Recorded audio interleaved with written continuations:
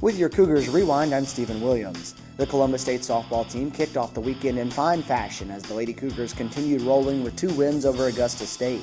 CSU scored a run in the first, third, and sixth innings to provide more than enough support for senior pitcher Molly Russell in the opening game. Russell tossed a complete game 1 hitter in the 3-1 Lady Cougar victory.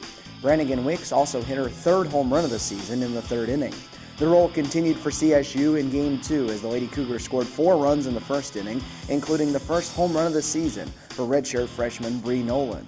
In the 3rd, Kristen Carr and Nolan went back-to-back, giving Carr 8 for the season and Nolan 2 for the game. 4 more runs scored in the inning to blow the game open.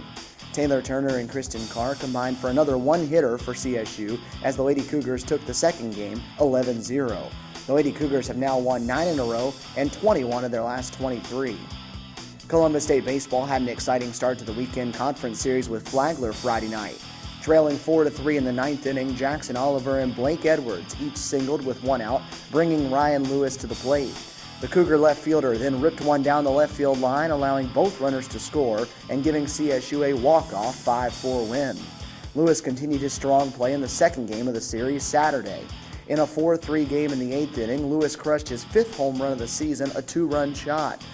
The home run ended up as the difference in the game after Flagler scored a run in the 9th. The second game belonged to the Cougars as well as they won 6-4.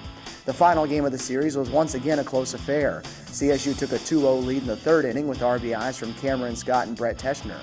However, in the 4th, the Cougars surrendered a 3-run home run that gave the Saints the lead. CSU put a runner in scoring position in 4 separate innings, but never were able to bring a run home to tie the game and fell 3-2. The Cougars are currently tied for 6th in the Peach Belt Conference with a 10-7 record in league play. The Cougar tennis teams traveled to Savannah on Friday for matchups with Top Rank and defending national champion Armstrong. The Lady Cougars won at the top 2 singles positions, but lost all the other 7 matches for the first team conference loss in conference play this year. The Cougar men were swept 9-0. Saturday, the teams had a quick turnaround as they headed to Flagler. The Lady Cougars had no trouble sweeping the Saints 9-0.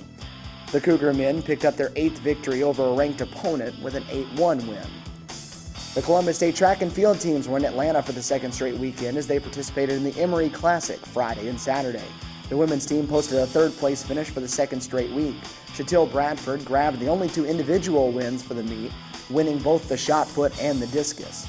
The CSU men took home 6th in the meet, winning 3 different events. Sophomore Ryan McFall won the 10,000 meters on Friday, with teammate Jacob Dirkman finishing in 2nd.